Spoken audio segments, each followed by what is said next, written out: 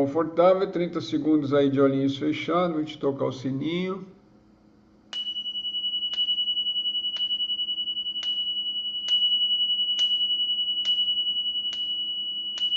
Grande Espírito, Grande Mãe, maestros, maestras da sabedoria, de todas as eras, de todas as raças, nos abençoe, abençoe o grupo, nos facilite os insights, o entendimento, a compreensão, os vislumbres e nos mantenham sempre firme na busca da verdade. Que assim seja, assim é. Raush, Raush, Namastê. Vamos lá.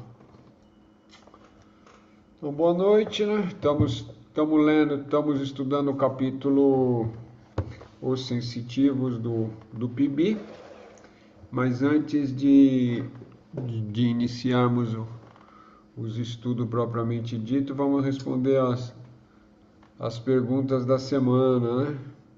Vamos lá. Uma pessoa pergunta aqui: os elementais sendo formas pensamentos, então nesse caso poderia ser. Deixa eu mudar aqui para o som, tirar o som de músicos aqui, pronto. Então vamos repetir a pergunta. Os elementais sendo formas pensamentos, então nesse caso poderia ser interpretados como surgindo na mente, e portanto são da mesma natureza do ego ou pensamento eu. Assim, sendo assim, poderia concluir que eles são tão ilusórios quanto um pensamento eu?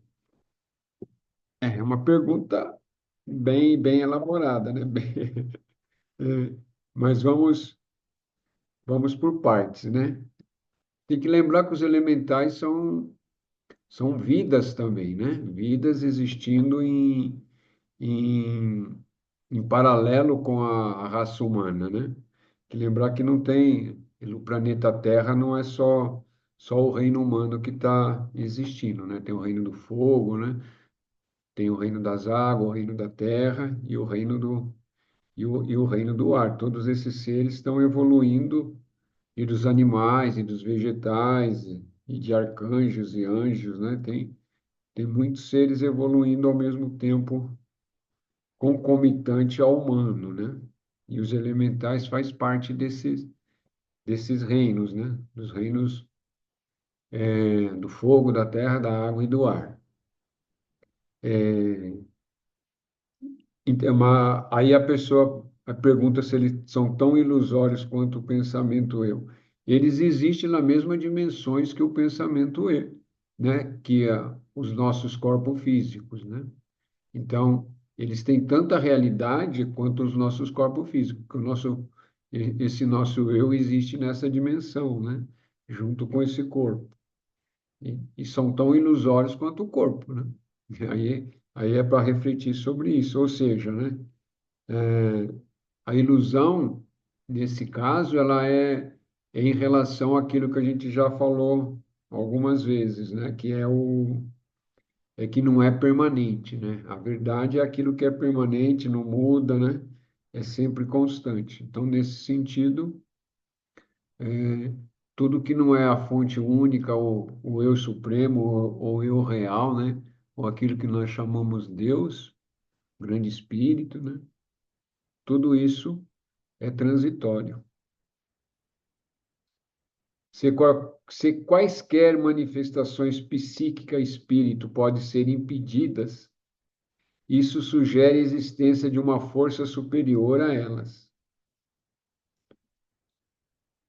Sendo afirmativo, nesse caso, quem é o causador dessa força? É a grande mente consciência ou é o próprio ego, já que a manifestação ocorre no pensamento, né? Ocorre dentro da mente, tá certo? A pergunta faz sentido, né? Se qualquer manifestações psíquicas, né, tudo aquilo que nos compõe, né, internamente pode ser impedidas, isso sugere a existência de uma força superior a elas. Ó, isso vai depender do tipo de força que está sendo manifestada, né? Algumas forças a própria estrutura da mente, a própria consciente dentro da mente, quando já está, já consegue perceber determinadas reações, né? Vamos pegar o emocional, que é mais fácil, já consegue, já consegue segurar e impedir que ela se manifeste de uma forma violenta, né? Agora, outras forças, aí precisa do auxílio, né? Vamos dizer assim, do próprio, ou da alma, ou do eu superior, né? Ou do eu real, não importa os nomes, né? Daquilo que, do espírito, né? Do espírito que transcende a alma que está além do espaço e do tempo.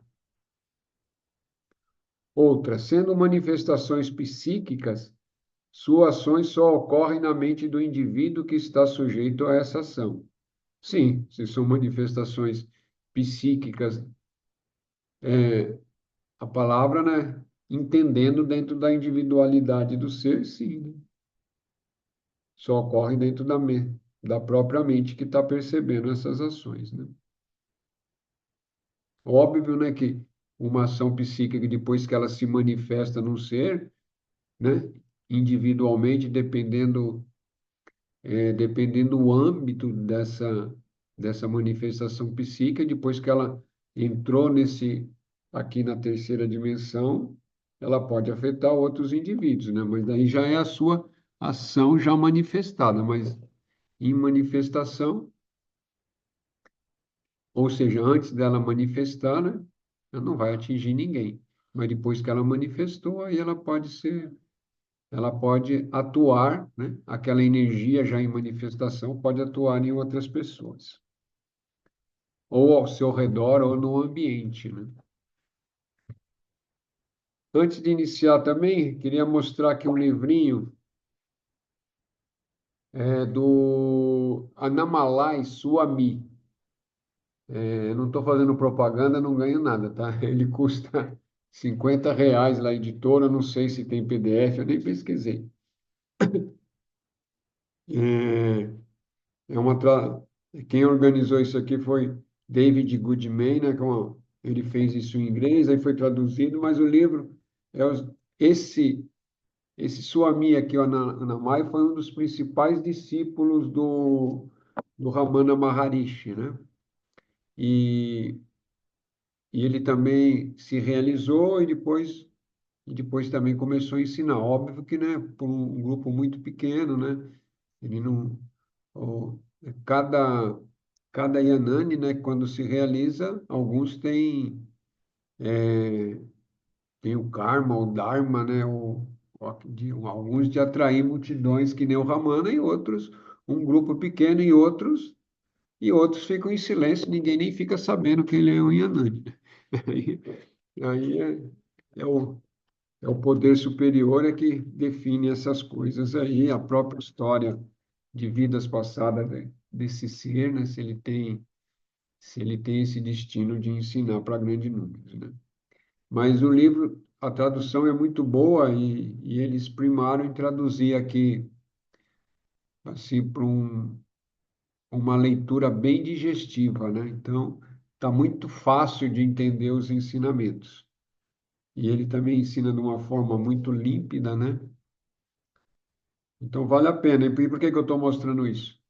Porque depois que a gente terminar esse capítulo, a gente vai começar a ler alguns capítulos dele, porque isso facilita muito o entendimento para nós, né? Mas isso tem tempo, né? Até a gente terminar esse capítulo aqui, tem tempo. Então vamos lá. Um fato sobre a maioria dos fenômenos místicos é que eles são transitórios. Os tons da música celestial podem ser ouvidos pelo ouvido interior e inebriar o coração com a sua beleza sobrenatural, mas passarão. Visões clarividentes de seres semelhantes a Cristo ou de seres de outros mundos pode apresentar-se à visão interior, mas não permanecerão. Uma força misteriosa pode penetrar no corpo e percorrê-lo de forma transformadora e fascinante, da sola dos pés ao topo da cabeça, mas logo se esvairá. Somente através do caminho quádruplo ultramístico que pode ser obtido um resultado duradouro. O que que o PIB está nos falando aqui, né? É que quando a gente, quando nós estamos nesse caminhar da busca, né? Ou seja, estamos caminhando, estamos no caminho, não importa se está no início, se está no meio, né? Ou está próximo do fim. As coisas acontecem, né? Fenômenos acontecem, às vezes é o que ele falou, né? De ouvir música celestial, de ter visões lindas, né? E genuínas. Aqui a gente está falando de coisa de sons, né? Que transcendentais, genuínos, visões genuínas, tudo, mas tudo isso passa, né? Isso que é a coisa, né? Não permanece, não é permanente, né?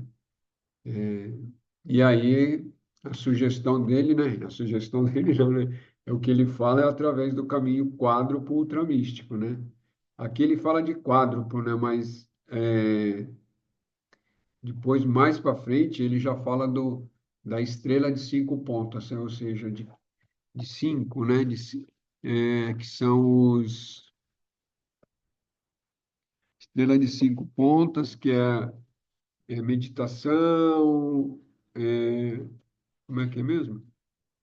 Já faz um tempo que eu para não ficar perdendo tempo aqui, né? Que é a veneração religiosa, a meditação mística, o transcendente, a reflexão racional, né? Que é isso que nós estamos fazendo aqui, a reeducação moral, né? Aprimoramento nosso, e serviço altruísta, né? Ou seja, sem buscar ganho nenhum, de nenhuma ordem, né? Então, dentro da filosofia do PIB, a prática desses princípios, né? Ou seja, da estrela filosófica, que aqui ele coloca quádruplo, mas já isso aqui deve ser antes dele colocar a estrela mística, né? É o que vai fazer com que a permanência, né? A permanência desse estado que transcende, né?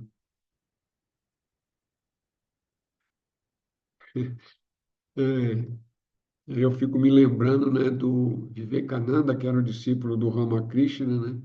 Que ele ia em meditação, via estrelas de fogo, via isso, aí depois ele voltava, e aí era uma reclamação, pelo menos é o que está escrito, né? Ele ficava sempre reclamando porque não tinha permanência, né? Às vezes, você vai através da prática, você chega lá, igual às vezes nós, né, através da medicina da ayahuasca, chegamos, vemos, observamos, mas depois volta, né? Ou através da meditação, chega-se em algum estado transcendente, mas depois retorna, pode ter visões, mas depois elas vão desaparecer, né? Pode vir de novo, óbvio, né? Mas a permanência requer um esforço constante, né? E reeducando o próprio ser, prestando serviço altruísta, aquela coisa que a gente já falou, né? Da estrela filosófica. O estudante precisa testar essas experiências não só por suas indicações interiores, mas também pelos seus resultados exteriores. Elas o tornam mais humilde ou mais orgulhoso, aperfeiçoam ou perturbam o equilíbrio de suas faculdades. Isso também aqui é interessante, né? Porque quando essas coisas acontecem, ou essas visões, ou esses fenômenos transcendentes, ou algum fato inusitado, né? Obviamente é relacionado àquilo que transcende acontece, como é que isso fica dentro de cada um, né? A gente mantém uma humildade, aquilo nos mantém humilde, né, em relação ao luminoso, né, aquilo que transcende, ou nos deixa orgulhoso, né? Aperfeiçoa, né? Nos mantém, vai nos aperfeiçoando ou perturba, né, o nosso equilíbrio, né? Tudo isso é estar atento, né? Porque às vezes a gente tem uma visão lá genuína mesmo, né? Ou seja, aquilo que transcende, tá além do ser, né? Tá além da mente, além do tempo, realmente é um acontecimento transcendente, né? E se aquilo te deixa orgulhoso, a chance de voltar de novo diminui muito, né? Então, isso é muito importante, né? Ou quando a gente já caminha há muito tempo, né? Achar que, nossa, como eu tô, nossa, já andei bastante, já caminhei bastante, né? Dar aquela pontinha de satisfação, de orgulho, é um perigo essas coisas aí.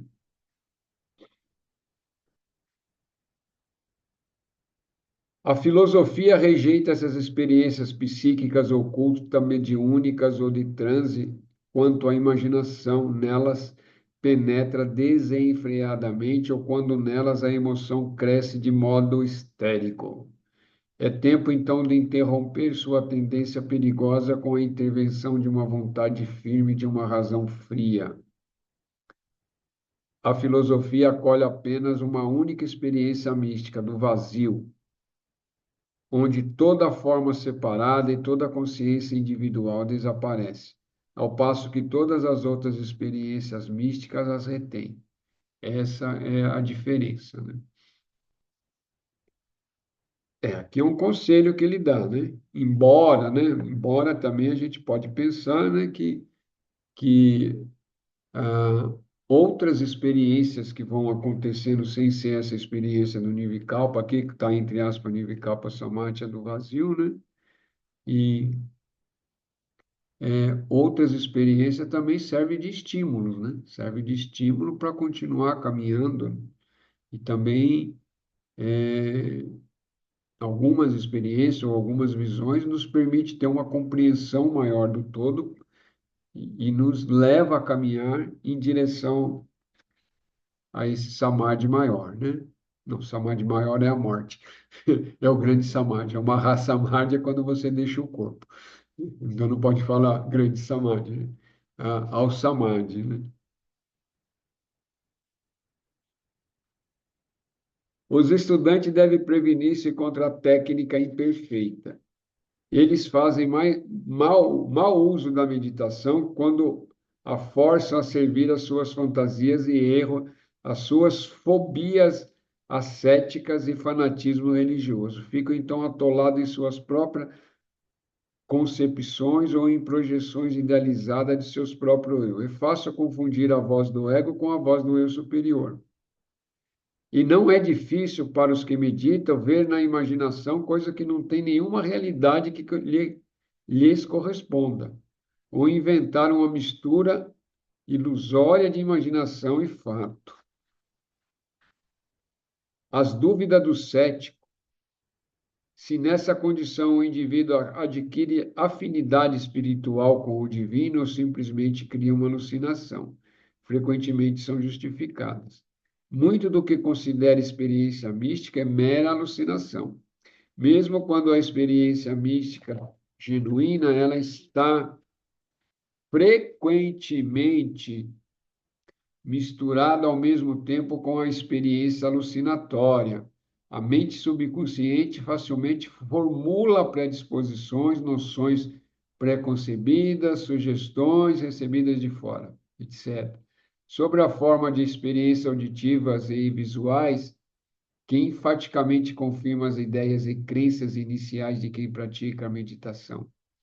Em vez de liberá-la dos erros e ilusões, o misticismo assim praticado pode fazer mergulhar neles mais firme e profundamente, pois o praticante converterá aquilo em que antes acreditava com base apenas na fé, no que agora acredita ser uma realização mística comprovada.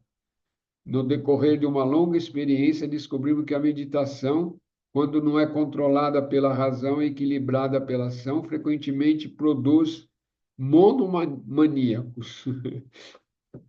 Monomaníacos, é boa essa palavra, hein? Uma experiência pura é rara e pertence a um estágio atualmente avançado. Somente onde tem havido a preparação adequada e a autopurificação e a disciplina mental pode surgir uma experiência genuinamente pura. Se essas verdades distorcidas e emoções disfarçadas são fruto tão comuns dos pomares místicos, não deve, não se deve a isso ao fato de que são corolários inevitáveis das atitudes místicas. Com critério mais elevado, poderia chegar mesmo a existir.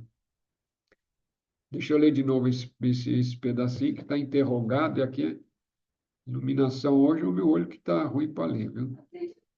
Está aceso, tá todas as... Se essas verdades distorcidas e emoções disfarçadas são fruto tão comum dos pomares místicos, não se deve isso ao fato de que são coronários inevitáveis das atitudes místicas? Com um critério, isso ainda é uma pergunta, está interrogado. Com um critério mais elevado, poderia chegar elas mesmas a existir? É outra pergunta. Parágrafo aqui que nos dá uma chacoalhada, né? Dá uma chacoalhada grande aqui e é muito e isso e isso tem uma importância capital, né? Principalmente para quem está para nós, né, que estamos aqui estudantes, para nós que somos praticantes, não de meditação, trabalha de outras formas de transe, né? Trabalhamos com a medicina, que é a expansora de consciência, né? A gente está sempre atento, né? Está sempre atento para não cair naquelas armadilhas de, de autoilusão, né? Das, de ver confirmadas nossas crenças dentro de, às vezes, de algumas visões, ou, ou achar que já está, né? Que já está onde não está, né? Por, porque a nossa psique, né? Esse conjunto todo, e a mente está incluída nela, né? Pode, né? Pode produzir muitas coisas que podemos achar que é genuíno e não é. E aqui eu aviso também que ele dá, às vezes, as coisas genuínas, mas para chegar até no nível onde nós estamos aqui nessa terceira dimensão aqui, ela passa por todo um processo, né? E geralmente ela sofre também algumas distorções, né? A não ser, a não ser que a pessoa já tenha um treinamento muito grande. Mas tudo isso não é para assustar, é só para lembrar, né?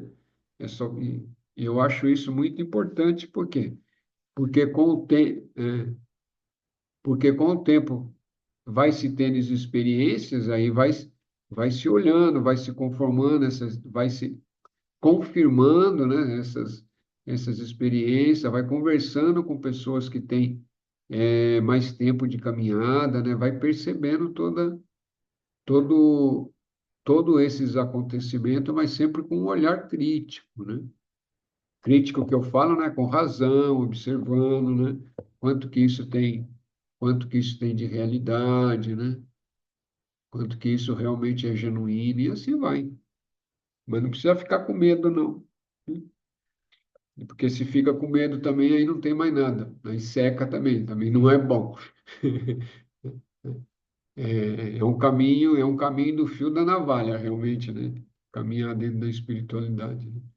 É tomar cuidado para não se iludir e, ao mesmo tempo, estar atento também para não dissecar tanto que resseca o poço, né?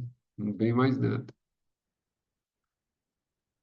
O que nos forçou a examinar não só as vantagens do yoga e os êxitos de seus seguidores, mas também as deficiências do yoga e os fracassos de seus seguidores, foi nossa ampla experiência e desilusões pessoais. Assim, nessa reconsideração, desenvolveu-se uma tentativa de abordar o assunto mais cientificamente.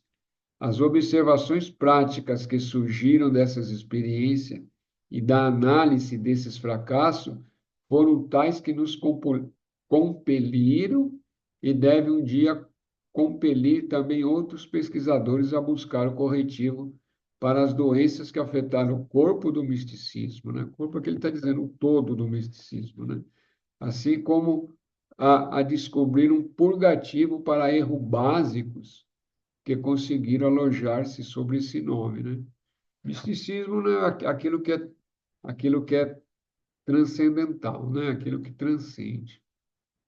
E aqui ele fala das críticas, né? Ele está falando o yoga como yoga é a união, né? A busca da união. E aí, as várias técnicas, vários as sadhanas, né? Vários exercícios. Mas o risco disso é quando você faz sozinho, né? Sem, porque se você está sob a orientação de um mestre, de um yanini, ou seja, um mestre iluminado, né? Ou um devoto realmente iluminado, ele vai estar observando isso e dando as correções necessárias. Agora, quando você não, quando é, o, o maestro, que o maestro, não vamos falar assim, né? É quando aquele que está te ensinando não é realmente iluminado, aí realmente pode ocorrer alguns erros aí, ou quando você está fazendo práticas sozinhas, né? Vai lá lendo um livro e vou fazer isso, vou fazer aquilo, né? Se vai pegar práticas de livro, é pegar né, de orientações de seres que já iluminados, né?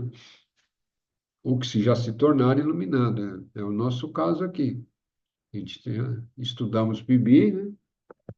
Que é um iluminado, né? Que é um ser realizado. Estudamos Ramana, que é um ser realizado. Esse livrinho que eu estou trazendo do Annamalai Swami, que também é um ser realizado e que se realizou, né? O interessante do Annamalai é que ele levou anos para chegar na realização, né? Não foi coisas rápidas, né? Foi bem gradual, ele mesmo fala. De tanto praticar, praticar, praticar, praticar, praticar, praticar, uma hora ficou permanente, né? E esse é o caminho. Esse é o, esse é o caminho, né? Não tem caminho mágico, né? A não ser que você já, e também não é mágico, a não ser que você já veio de outras vidas, já com, né, 99% pronto aqui nessa aqui, aí você desperta com uma frase que você ouve, você já desperta e está tudo bem.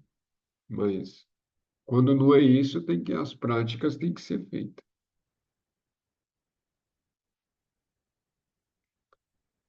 Como é simples em si o caminho, e como é complexo o pseudo-caminho oferecido pelo ocultismo e pelo ascetismo exagerado.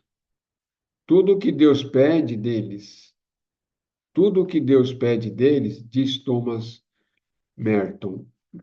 Nossa Senhora, por que o olho está tão ruim hoje? É que estejam quietos e que mantenham em paz, atentos ao trabalho secreto que ele, né, ele maiúsculo, está começando a fazer em suas almas, seja Deus, né? E que estejam quietos e se mantenham em paz, atento ao trabalho secreto de que o grande Espírito, né, o Deus, está começando a fazer em suas almas, né? Agora, aqui já um parágrafo, né, que já dá mais uma tranquilidade, né? Como é simples em si o caminho, né? E complexo é o pseudo-caminho oferecido pelo ocultismo e o ascetismo exagerado. Ascetismo, né, que são aquelas práticas,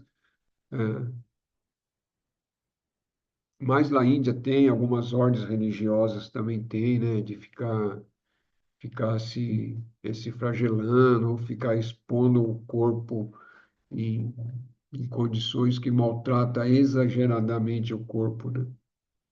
Só para ter uma ideia do que é, né? Então é isso, é só manter a humildade, né? Manter o pé no chão e caminhar. E não ficar preocupado, né? Mas todos os conselhos é bom, saber que a gente pode se autoiludir é importante, né? E não só saber que a gente pode se autoiludir, né? A gente está dentro do mundo, e o mundo existe muitas forças coexistindo, né?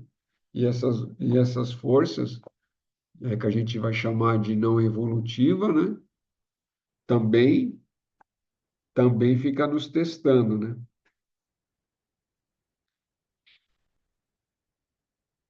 Por isso a devoção, né? De oração, de estar firme com a cabeça, bababi, tá sempre, tá sempre né? Buscando esse contato genuinamente, né? Com o grande espírito, com a grande mãe, com o eu superior, está sempre ali. E vamos lá aqui.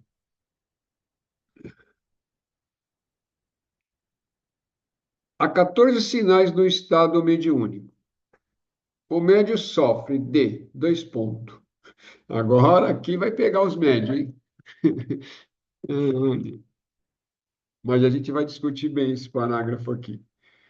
Fiquem calmos agora, hein? Não vão, já não vão falar. O médio sofre de, dois pontos. Perda de memória. Dois, inabilidade para concentrar-se numa conversação. Três, frequente introversão mental, ou seja, volta-se para dentro de si mesmo. Capacidade cada vez menor de concentração, de estudo, de pensamento, de análise, de trabalho intelectual prolongado. Quinto, emotividade crescente. Sexto, força de vontade enfraquecida. Maior sensibilidade em relação aos fatos insignificantes, com irritabilidade nervosa e vaidade tola resultante disso. 8. Mais desconfiança em relação às pessoas do seu ambiente. 9. Mais egocentrismo e egoísmo. 10. Olhar frequentemente fixo e vidrado. 11. Aumento da paixão sexual. 12. Aparecimento de histeria ou de falta de controle de temperamento antes ausentes. 13. Desaparecimento da coragem moral. 14. Sensação ocasional de estar possuído por alguma entidade invisível. Rapaz, parágrafo aqui.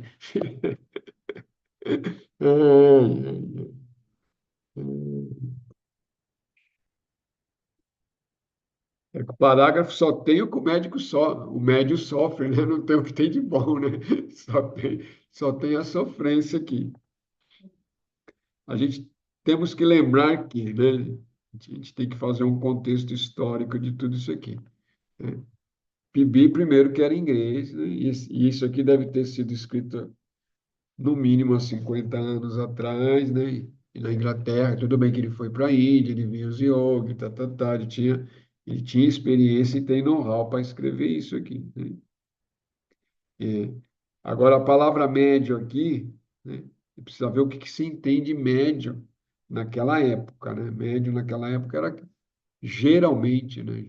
Geralmente são pessoas que tinham poderes, né? Assim, o chamado se diz poderes mediúnico de fazer aparecer as coisas, desaparecer, e outros poderes por aí, mas não vão ficar, né? Mas hoje, né, a gente vê que isso já evoluiu muito, né? A mediunidade já evoluiu muito, já passa por um processo de são canalizadores, o pessoal já nem usa mais o termo de médium, né? Mas também pode ser. Isso é uma questão só de nomenclatura, né? Mas por que que eu estou falando tudo isso e dizendo tudo isso? Porque a grande maioria do grupo é médio de Umbanda, né? E aí fala, sofre, sofre, sofre. E aí, se você for olhar esses 14, né? Desses 14 aqui, alguns desses, todos nós vamos ter, né? Pô, de 14 você vai ter alguns ali. Agora, se você tiver os 14, aí realmente você precisa consultar o pai de santo ou um psicólogo, tá? É a mesma coisa, é a mesma. Não, é sério. Eu estou falando em tom de, assim, mais alegre, suave, que é para suavizar, né? Porque senão a pessoa já fala, caramba, mano. É a mesma coisa quando você pega. É que faz tempo que eu já estudei isso, né? Mas tem o Capran, que é um dicionário de psiquiatria, né? Psiquiatria. Aí quando você é estudante de psicologia ou de psiquiatria, você pega um negócio daquele e fica lendo, mano. Você fala, nossa, o livro tem essa grossura aqui, você fala, eu tenho tudo. Ou quase tudo, né? Forma de falar. Ou quando você pega síndrome de autismo, né? para ser classificado autismo, mas isso é básico, né? Tudo que tem dentro, né? Para ser classificado, para se dar um diagnóstico, tem todo um, né? Você tem que ter 3 ou 4 disso, recorrente disso, bababi, bababá. Mas você pega lá autismo.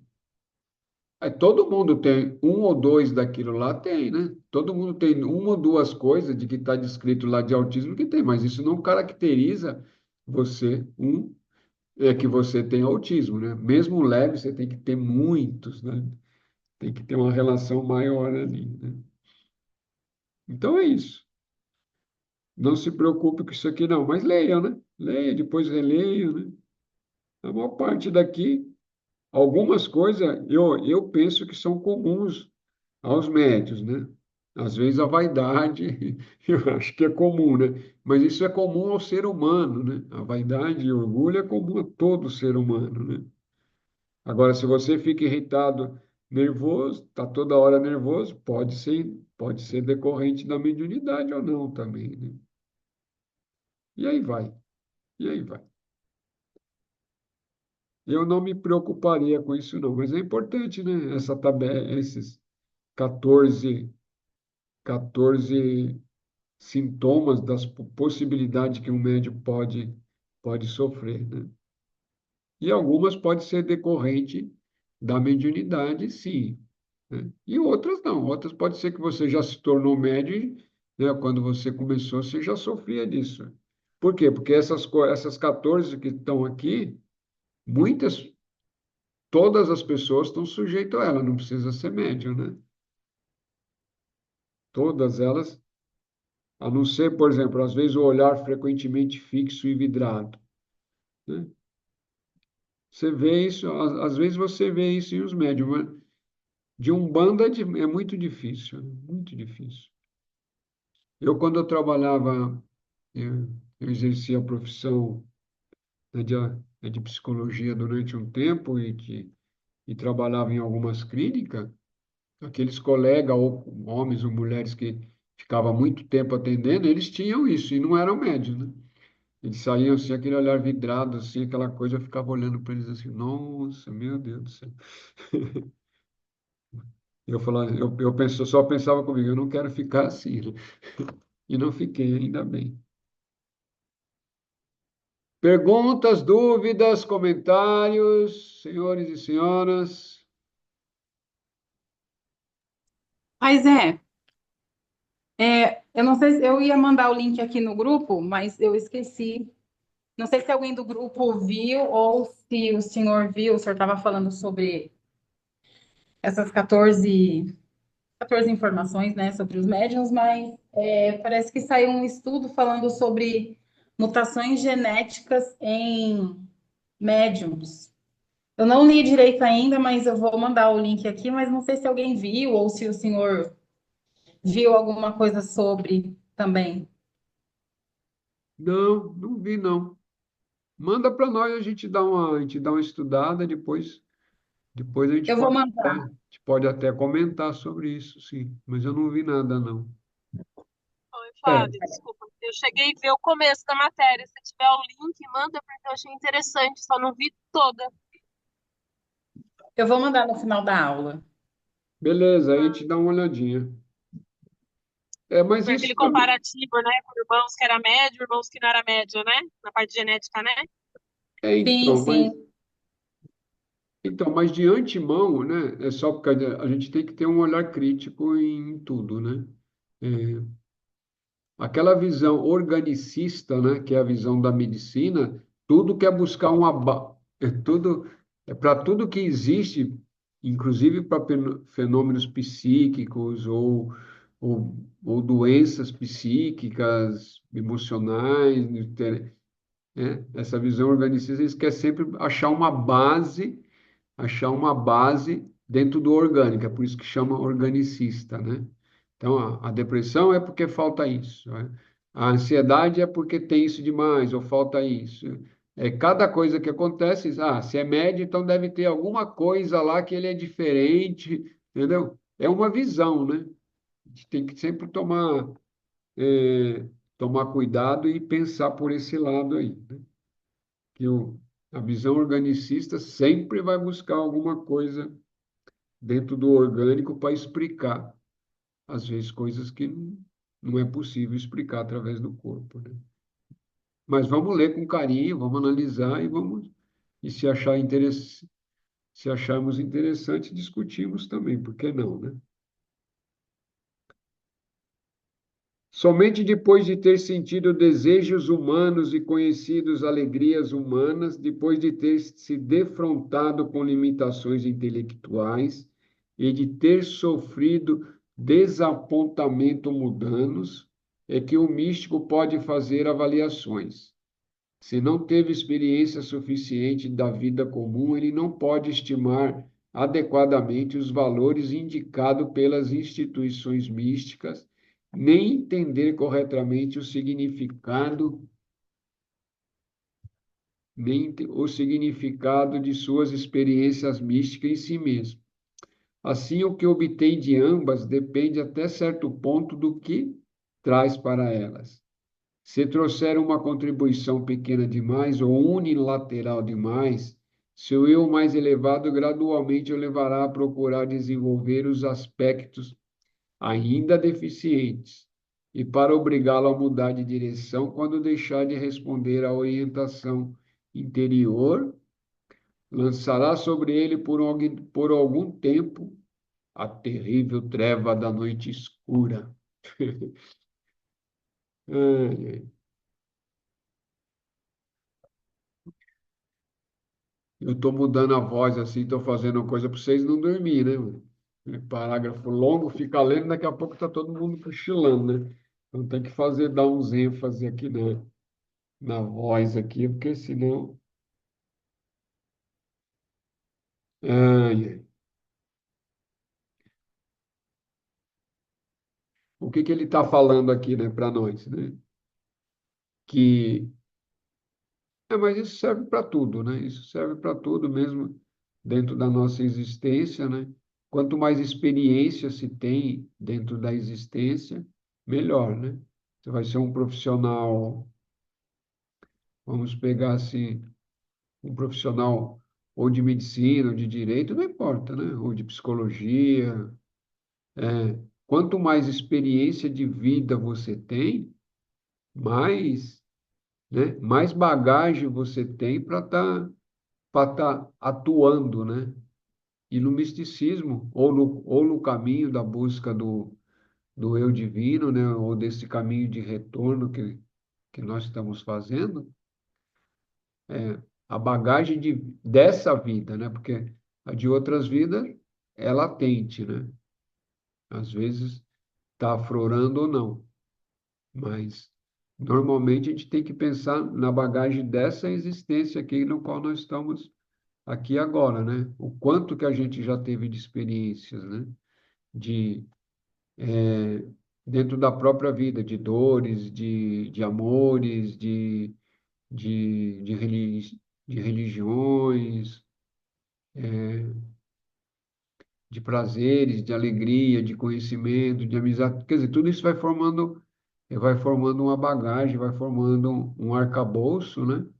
Que nos torna o que nós somos, né? E nós levamos, quer dizer, tudo isso que dentro, eu estou falando só dessa vida, né? De todas as vidas já está acumulado, né? Está acumulado e está latente. Isso não, isso não se perde nunca, né? E, e quando nós adentramos dentro desse caminhar, dentro da transcendência, né, ou do misticismo, que também é outro nome, é, aí nós vamos levando isso daí. E isso aí são facilitadores, né, para que possamos caminhar, porque já temos um certo caminhar, né? Um conhecimento, vivência, é isso que eu quero dizer. Porque já temos uma certa vivência de vida, né? Porque a pessoa que entra, né, ou muito jovenzinho, muito dentro dentro dessa busca e entra total, também é um facilitador também. Mas, né, como não tem bagagem nenhuma de experiências de vida, né? Experiência de vida, de relacionamento, de perceber nuances dentro das pessoas, e etc, e etc, aí ela pode, né? Isso faz falta. Isso pode fazer falta durante o processo que ela está desenvolvendo, porque ela pode ir muito para dentro, mas, né, o eu divino dela vai dizer, tá faltando coisas aí, tá faltando aprender mais coisas, tá aprendendo a se relacionar, né, etc, etc, colocar as provas, né, das relações, porque né, a pessoa pode ir, pode se aprofundar grande, né, mas e não está realmente realizado e ou iluminado, ela pode, quando dentro dessa relação com o mundo que ela vai ter, está em déficit, né? Tá em déficit, porque ela vai, não está iluminado, mas não conhece quase nada de experiência de vida, né? De relações com pessoas, de como funciona todo esse mundão aqui que nós estamos aqui, né? Principalmente no planeta Terra, né? E aí o que que ele fala? Que o próprio eu divino pode lançar ali, porque daí precisa dar um break na pessoa para ela adquirir, né? Mais know-how dentro de si mesma, buscar mais conhecimento, buscar aquilo que está, às vezes está faltando, né? Às vezes tem coisa que está faltando em alguma área da vida, ou precisa estudar mais, né? Às vezes é necessário o estudo. Às vezes o próprio eu falo, não, você precisa aprofundar mais, precisa conhecer mais, né? E aí lança. Aí acontece, né? Lança ou acontece a noite escura da alma, né? Eu acho que para quem não conhece o que é a noite escura da alma, foi um termo cunhado por São João da Cruz, né? Um místico católico, muito bom, tem livros aí sobre isso. Esse poema dele foi até uma parte, foi musicado, acho que por Raul Seixas, né? Noite escura da alma. E o que é essa bendita noite escura da alma? É quando fica tudo árido, né? O místico já caminhou, né? Ou a pessoa, ou o devoto, o místico, o yogini, não importa, ou o médio, né? Já caminhou até um determinado patamar e ele está num patamar, vamos dizer, avançado, por falta de nome melhor, ele está num patamar avançado e aí, né? É como se secasse o poço, ele, como se perdesse com essa ligação com o eu divino dele ou com o transcendente, né? Então ele fica ali, isso pode durar dias, pode durar meses ou até anos, né? Vai depender do que é necessário ele aprender para poder retomar esse contato, né? Sei se vocês estão entendendo, está compreendendo o que eu estou falando, né? O que que é essa noite escura da alma, né? É isso. É aquela secura, é como se você perdesse a ligação. Então, essa é uma prova terrível para quem está no caminho, né? Porque você tem comunicação, você vai, você vem, sente, tchá, tchá, tchá, tê, tê, tê. Aí depois cessa tudo isso, você já não tem mais sensação, você já não percebe mais nada, não recebe comunicação, seca, né? Você fica seco. Essa é uma prova. Aí você tem que caminhar na fé, né? Na fé, você sabe que existe e continua caminhando ali. Sabe que isso vai terminar também. Mas mais dias, menos, mais meses ou mais anos, uma hora encerra isso daí, né? Isso acontece. E às vezes isso também acontece com quem toma medicina há muito tempo, né? A pessoa toma medicina, né? Tem visões, tem coisas lindas e tal, e tem conhecimento, e às vezes também pode secar isso, né? Pode tomar medicina, chega uma hora que ela toma medicina e não, né? A força vem, mas não abre nada, né? Isso pode ocorrer, isso pode ocorrer durante o tempo. O que que é isso? A pessoa fala, não, a culpa é disso, a culpa é daquilo, a culpa... Não, ninguém tem culpa. Não é uma questão de culpa, é questão de equilíbrio, né? A pessoa precisa equilibrar, né? Porque não é só através da medicina, a medicina vai te abrir, mas você também precisa estudar, né? Buscar conhecimento, você também precisa se fazer aquilo que o PIB chama de reeducação moral, ou seja, você precisa se reformular, né? Não adianta você ter visões e continua a mesma pessoa que você era. Então, né? O próprio eu divino seu fala, não dá para continuar caminhando, precisa melhorar, né? Precisa se lapidar, precisa se aperfeiçoar, né? Às vezes precisa parar de tomar aquelas cachaçinha, né? Você diminui. Agora já parou, né? Precisa parar de tomar cachaçinha, precisa parar com isso, precisa parar com aquilo, para continuar o avanço, né? E às vezes aí cai-se a noite escura da alma sobre o ser para que ele possa se refazer dentro do caminho, né? É isso. Para quem tiver interesse de conhecer mais sobre a noite escura da alma, o pessoal digita no Google São João da Cruz, Noite Escura da Alma. Eu acho que tem até um livro. Tem até um livro com esse título aí dele. E aí vai, e aí vai aprimorando. Nós vamos nos aprimorando, né? Vamos nos melhorando, e assim vai.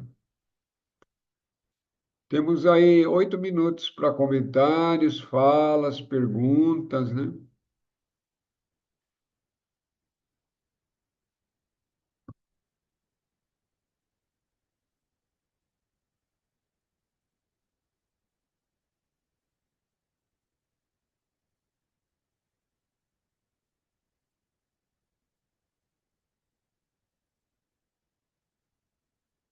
Por um outro lado, né, já que ninguém está fazendo pergunta, eu vou falando aí, vocês vão pensando em perguntas ou comentários. Por outro lado, né, sabemos nós, né, que todas as nossas experiências de vidas passadas, de outros tempos, acumula, né, naquilo que nós somos hoje, né? Que é essa manifestação da alma que estamos aqui, nós aqui, essa consciência, através dessa personalidade aqui, existindo aqui. Até aí tudo bem, tudo normal, tudo tranquilo, né? E que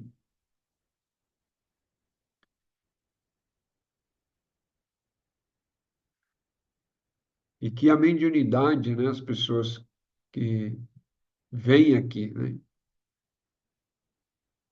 E muitas vezes, né, a pessoa vem com esse compromisso kármico, né? Vem compromisso de vir, né, e de usar esses corpos que ela vai estar adquirindo aqui, né, para que isso possa ser utilizado, né, de maneira sadia, de maneira honesta, né, por outros seres, né, que estão no plano, que estão nos planos mais sutis, né? Então, a mediunidade em si, ela não tem nada de nefasto ou ruim, né? A mediunidade em si é só um instrumento, né? Que o espírito encarnado, né? Que aquele espírito que está encarnado pode utilizar em benefício, né? Da humanidade, né? A mediunidade usada em benefício próprio, aí leva pro lado escuro, né? Pra, aí vira marionete das forças involutivas, né? Então, esse é o cuidado que tem, é o risco que os médios correm, né? E o médio, por ser uma pessoa, por ter uma capacidade, por ter uma sensibilidade maior, alguns médios sofrem né, realmente sofrem um pouco mais com essa sensibilidade, né? Isso também acontece. Mas dentro de uma, mas dentro de um caminhar saudável, né? Não tem por que ser médio e ter sofrimento, né? Não faz sentido, né? Se você está caminhando saudavelmente, né? Ou seja, né? Não está explorando a sua mediunidade egoístamente ou utilizando a sua mediunidade para prejudicar ninguém, está usando de forma, prestando aquilo que se chama serviço altruísta, então tá de boa, né? você vai seguindo e vai de boa. E você cumpre sua missão kármica aqui de boa através da mediunidade, né? Mas, mas, mas médios também ser assediado pelas forças involutivas ou pelas forças da escuridão é muito comum, né? Todos, sem exceções, são assediados, né? Agora, se cai no conto, se cai na conversinha mole dos seres da escuridão, né? É porque também tem um aprendizado grande ali, né? Só que às vezes cai e aí para voltar, às vezes não consegue voltar nessa mesma vida e às vezes leva mais de uma vida para retornar, né? Então, é ficar atento para não cair nas armadilhas, né? E o que que são as armadilhas? Coisas são, né, utilizar, né, as forças, ou utilizar a mediunidade em benefício egoístamente em benefício de si mesmo, né? Ou para prejudicar outras pessoas, essa coisa toda que a gente já está cansado de saber, né? Então, mediunidade sadia é ótimo, né? É um ser que está ali auxiliando a humanidade, né? Como um todo, né? Como um todo, assim, através, auxiliando uma pessoa, auxiliando outra, né? Aquela coisa de sempre. Então, não tem nada, não, não é nada de errado ou ruim, né? Ser médium, né? Ou ter mediunidade. O ruim é o uso inadequado disso daí e cair na sedução das forças involutivas, né? Aí sim, esse é o risco da mediunidade.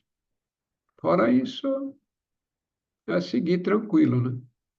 Seguir em paz, com fé, paciência, aprendendo, desenvolvendo, e aí vai. Super, super tranquilo, né? E não esquecer que somos, né, seres divinos, né?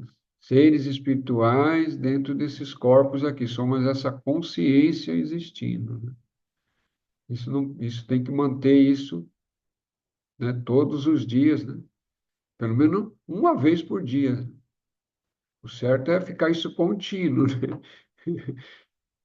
Lembrando sempre que você é um ser divino existindo nesses corpos, que você não é o corpo, que você não é essa mente, que você não é esse corpo emocional, né? Você é a consciência que está existindo, né, dentro dessa personalidade, dentro desses corpos. Isso é muito importante, né? Esse é todo o trabalho. O trabalho é só esse, para dizer a verdade, assim, se fosse para resumir o caminho espiritual, é isso. É você manter a presença, manter permanentemente a consciência de que você é divino, né? Você já é o eu divino, que é parte né, do grande todo. Você vê como que as coisas é simples, né? Só isso. A dificuldade que é para manter essa consciência nesse patamar.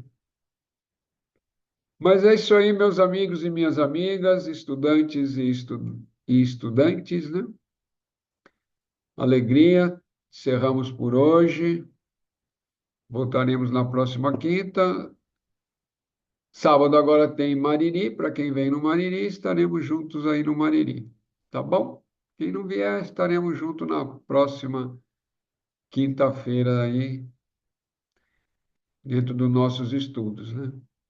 E procure estudar um pouquinho, né, gente? Procure ler um pouquinho, é importante as leituras dos seres que são reconhecidamente seres que já atingiram a realização, é importante, porque essa leitura nos conecta com a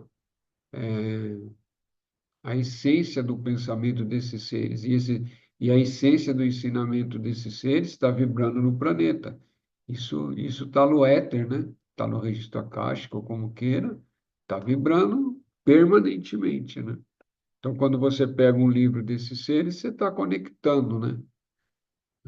Mas não é um minuto, né? Não é pegar o livro, é pegar o livro e ler, né? Tá lendo ali, dá pelo menos uma meia horinha, né? Aí Então, a focalização ali da mente vai te permitir se localizar. Senão, eu vou pegar o livro, eu vou fazer um patuado do livro, fazer um saquinho grande. Não, vou levar nas costas, que é mais fácil, fazer uma mochilinha. Né? Seria bom se funcionasse assim, né? Então, tá bom, vamos tocar o sininho. Quem sentir confortável, 30 segundos.